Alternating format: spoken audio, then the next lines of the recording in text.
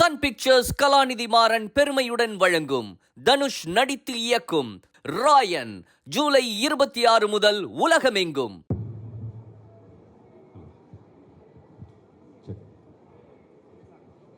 Sir, முதல்ல வந்துட்டு இப்படி ஒரு தெருக்கூத்தை உலக அரங்குக்கு நம்ம சொல்லணும், இப்படி ஒரு படைப்பை உருவாக்கணும் அப்படின்ற எண்ணம் வந்ததுக்கான காரணம் என்ன சார்? அதை சொல்லுங்கள் சார் ப்ளீஸ்.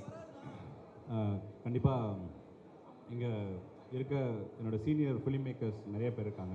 அவங்களாம் எனக்கு டெஃபினட்டாக ஒரு மிகப்பெரிய இன்ஸ்பிரேஷன் தான். வசந்த பாலன் சாரோட காவிய தலைவன் பார்க்கும்போதும் சரி, வினோத் ப்ரோவோட கூழாங்கல், இந்த மாதிரி படங்கள்லாம் பார்க்கும்போது ஃபேமஸான ஒரு ஸ்டேட்மெண்ட் ஒன்று இருக்குது, த மோர் ரூட்டட் இஸ் மோர் குளோபல் அப்படிங்கிறது.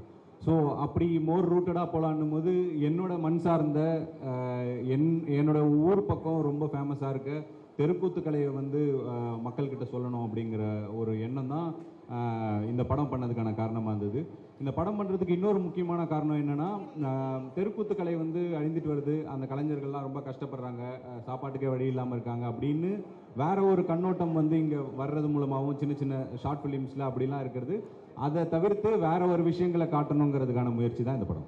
Thank you sir, thank you so much. ஆமாம் அபிராமி அவர்கள்கிட்ட. எல்லாருக்கும் வணக்கம். ரொம்ப நன்றி Vasantha Balan sir, Parthiban sir and Vinoth sir for coming. ரொம்பவே ஹாப்பியாக இருக்குது ஆக்சுவலி ஜமாலை நான் பார்த்தா இருக்கிறது.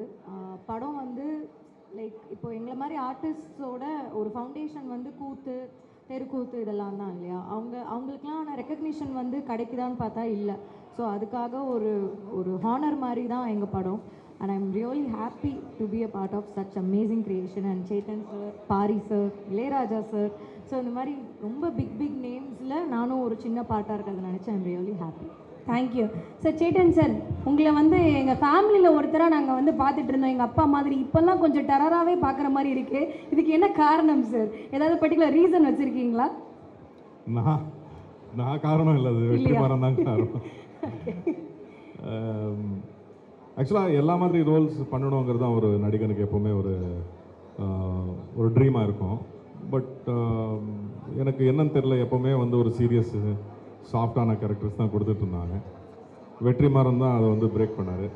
அதுக்கப்புறம் பாரி படத்தில், ஜமா படத்தில் இந்த மாதிரி ஒரு நீங்கள் சொன்ன மாதிரி டெரரான கேரக்டர் கொடுத்துருக்காரு.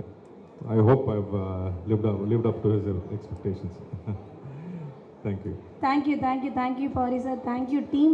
ஒரு சூப்பரான படைப்பை எங்களுக்கு கொடுத்துருக்கீங்க. கண்டிப்பாக அந்த படைப்பு மாபெரும் வெற்றி அடையணும்னு சொல்லிட்டு எங்களுடைய மெயின் டீம் சார்பாகவும் வேல்ஸ் யூனிவர்சிட்டி சார்பாகவும் கேட்டுக்கிறோம். Thank you so much. Thank you for you coming. So நல்லா கைத்தட்டல் கொடுத்துருங்க ப்ளீஸ் சார், ப்ளீஸ் நீங்கள்.